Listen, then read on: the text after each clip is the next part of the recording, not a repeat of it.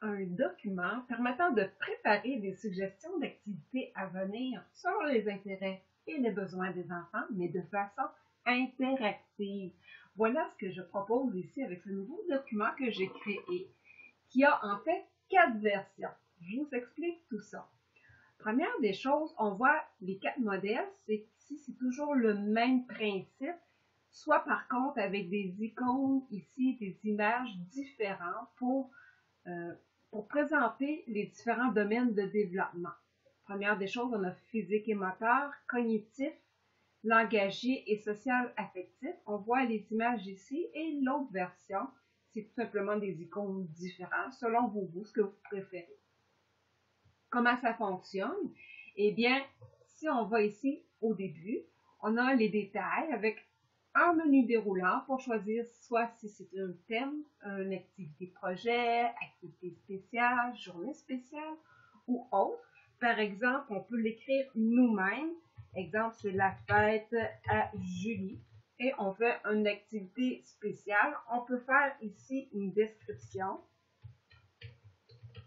et on écrit le plus, j'écris n'importe quoi, mais c'est tout simplement pour dire une description qu'on fait sur notre activité. On peut écrire notre groupe dans lequel on fait ça et le nom de l'éducatrice, de l'éducateur. Par contre, comme j'ai dit, si vous n'avez pas besoin de ces petits détails ici, on prend tout simplement cette version-là, tout simplement.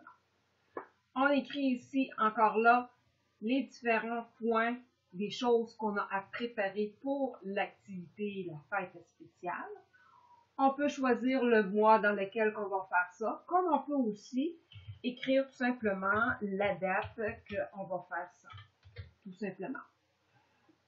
C'est le même principe encore là avec les autres icônes, toujours les mêmes choses, mais tout simplement avec plus ou moins de détails selon nos choix.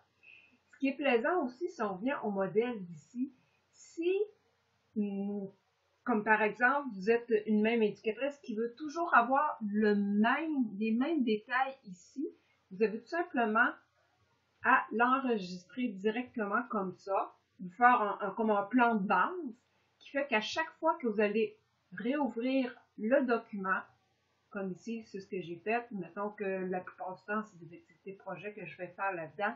Je l'ai enregistré directement comme ça, ce qui fait que ça fait moins de détails tout simplement à remplir à chaque fois qu'on l'utilise.